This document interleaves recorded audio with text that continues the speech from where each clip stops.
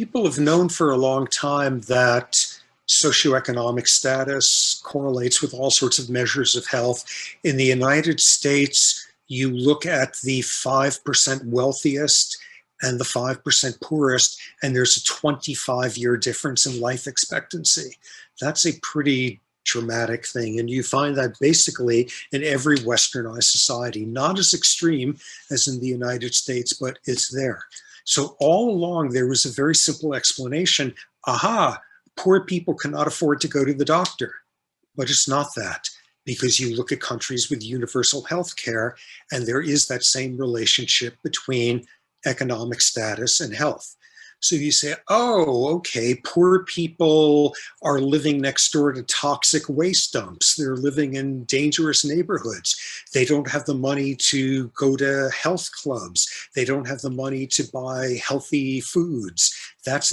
And you do really careful studies, and lifestyle, risk factors, and protective factors only explain about 1/3 of the variability.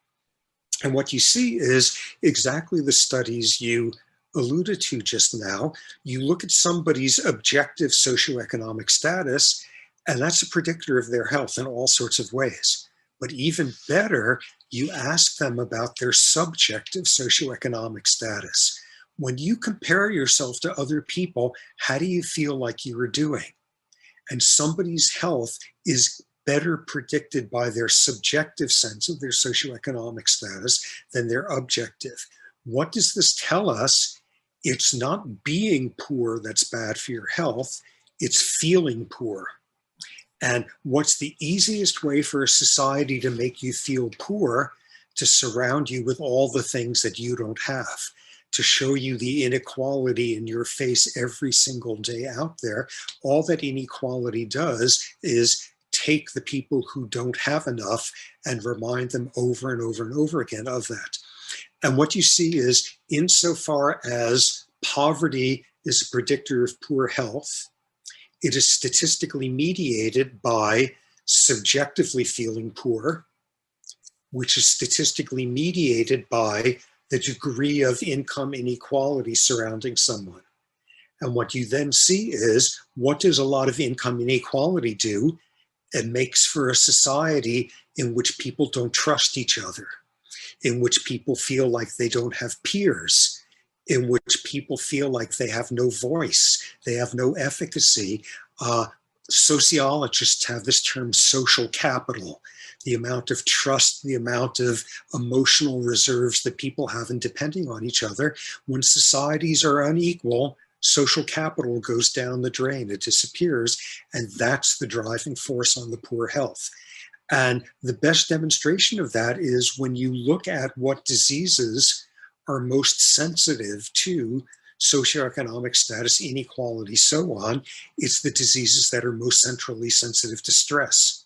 It's the stress-related diseases that get worse in an unequal society.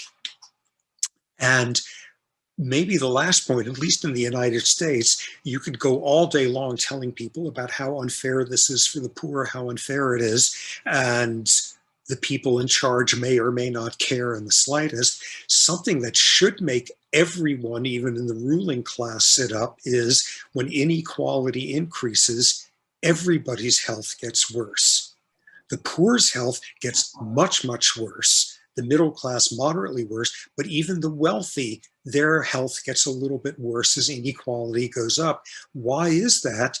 Because they have to be more and more stressed about trying to keep the outside world away from them. They have to put that much more effort into building walls between them and the outside world, and that's stressful in and of itself. So even if you don't care about the poor, if you only care about the wealthy, inequality isn't good for the wealthy's health either.